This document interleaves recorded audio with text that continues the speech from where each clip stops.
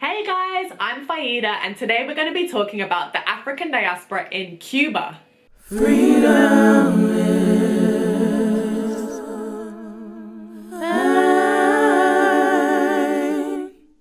There is so much to say about the African diaspora in Cuba that I'm bringing you not one, but two videos today. In part one, I'll give you a broad overview of the history of the African diaspora in Cuba. Part two will take a closer look at Afro-Cuban religion, cuisine, and culture. So if you're planning a trip to Cuba and you want to know where to go for a dose of Black history, then check out part two right after this. Before we begin, if you're interested in doing an African diaspora tour in Cuba, then check out the link in the description below. Alright, let's get started. Accurate statistics on the size of the Afro-Cuban population are impossible to come by for two reasons. Firstly, due to the lack of research into the racial profile of the country. And secondly, not all Cubans of African descent self-identify as Afro-Cuban. Cuba is the biggest island in the Caribbean. The total population of the island is around 11.5 million, and an estimated 30 to 60% of the population is Black or mixed race. This ratio was increased by the mass exodus of white Cubans from the island around the time of the Cuban Revolution. There is a sizable Black and Afro-descendant population in Havana, but the majority of Afro-Cubans inhabit the eastern half of the island. There are multiple ethnic groups among the Afro-Cuban population, including the Lukumi and the Arara people, as well as settlers and their descendants from Jamaica, Haiti, and Cape Verde. The official language is Spanish, although different ethnic groups have their own dialects. When it comes to religion, many Cubans identify as Roman Catholic. However, in Cuba, Catholicism has close historical ties to the African-influenced religion Santeria, which is one of the most widely practiced religions on the island. Check out part two to find out more. From 1789 to 1820, Cuba imported an estimated 800,000 enslaved Africans. The first shipment of enslaved Africans arrived in 1513, and they were forced to work in Cuba's copper mines. Over time, Havana became a key port for ships carrying resources from other Latin American countries on their way to Spain. Enslaved Africans loaded and unloaded the ships, and also worked as carpenters, stonemasons, domestic servants, and street vendors. The slave labor force was fundamental to the production of sugar and tobacco in Cuba. By 1839, Cuba was the largest producer of sugar in the world, and the largest market for enslaved Africans in the Caribbean. From the very beginning, slave uprisings were common. From as early as the 1500s, enslaved Africans escaped from plantations and joined with the native Taino population to form free settlements known as palenques. Across Latin America, runaway slaves were referred to as cimarrones, meaning wild or untamed. The most famous slave rebellion in Cuba was the Aponte Conspiracy of 1812, led by Jose Antonio Aponte. Aponte was a free man of Yoruba origin who worked as a carpenter in Havana. Seeking to end slavery in Cuba, Aponte led a large-scale rebellion that gained momentum across the island, but was violently repressed by the Cuban government. Following his capture, Aponte was executed. At the former Triunvirato plantation in Matanzas, you'll find the monument to the Triunvirato rebellion. In the middle stands Carlotta Lukumi, an enslaved woman of Yoruba origin who was one of the three leaders of the resistance movement. She died in battle in 1843, fighting for the freedom of her people. Another statue that commemorates slave resistance in Cuba is the Monumental Cimarron by contemporary Afro-Cuban artist Alberto Lescay, situated in the town of El Cobre. Cuba was the second to last country in the Caribbean to abolish slavery. Slavery was abolished in Cuba in 1886, compared with neighboring Haiti, which was the first country to do so in 1804.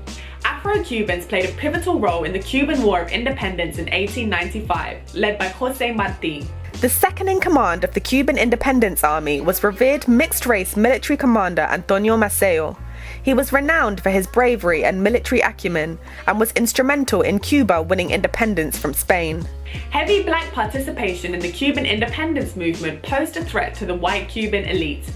To counteract this, in the early 1890s, the Cuban government deliberately implemented a process of blanqueamiento, or racial whitening, whereby hundreds of thousands of Spanish immigrants relocated to the island.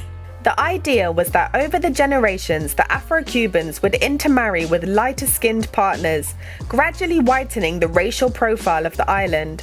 However, a large percentage of these European migrants did not settle permanently, and the process was in effect a failure. One particularly gruesome chapter in Cuban history was the 1912 massacre of the PIC. The Independent Party of Color was formed in 1908 by Afro-Cuban veterans of the War of Independence in response to the harsh political and social exclusion experienced by the black community at the hands of the white supremacist revolutionary government. The PIC advocated civil liberties for the black community in Cuba, including free university education. Then President José Miguel Gómez ordered the party to disband, leading to a discontentment so great that in 1912 the PIC organized an uprising in the province of Oriente and beyond. With the help of the US Marines, the Cuban government orchestrated the murder of between 3,000 and 6,000 Afro-Cubans, many of whom were allegedly not even involved in the uprising.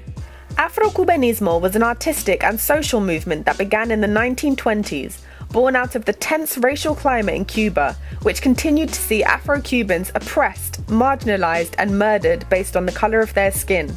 By contrast, Afro-Cubanismo sought to celebrate and give value to Afro-Cuban culture and contribution to Cuban society. Two pioneers of the Afro-Cubanismo movement were Fernando Ortiz and Nicols Guilln. Nicols Guilln was an Afro-Cuban poet and political activist. He was also the first ever recipient of Cuba's National Prize for Literature. Fernando Ortiz was a white Cuban author and ethnologist. Although in his earlier years he described Afro-Cuban culture as savage, he went on to become an advocate of Afro-Cuban culture and a renowned scholar on the subject. He collated a vast collection of objects relating to the African diaspora in Cuba, many of which can be found in the Casa de Africa in Old Havana. Things changed drastically in Cuba following the 1959 Cuban Revolution. Fidel Castro seized power, turning Cuba into a socialist state. Under the Castro government, all forms of discrimination and institutional racism became illegal. The post-revolutionary economic reforms and social reforms initially benefited poor, disenfranchised Afro-Cubans. However, since the Cuban Revolution, the government's dogged insistence that racism has been eliminated in Cuba has made it difficult for activists and intellectuals to raise legitimate concerns over the issue of discrimination against Afro-Cubans. The Cuban education system, as well as official Cuban culture, remains heavily Eurocentric, and a disproportionately low number of Afro-Cubans occupied top positions in the highest professional strata or in the Communist Party itself. This discrepancy became starkly apparent during what is known as the Special Period, the extended economic crisis Cuba faced following the collapse of the Soviet Union in 1991. Afro-Cubans were particularly affected by the crisis, which spanned from 1991 until 2005. This moment in history gave rise to a wave of Afro-Cuban rappers and urban artists who used music as a form of political activism. More on that in part 2. Now that we've looked at the history of the African diaspora in Cuba, let's take a look at some of their rich and vibrant Afro-Cuban culture. So stick with me and I'll see you in part 2. Freedom.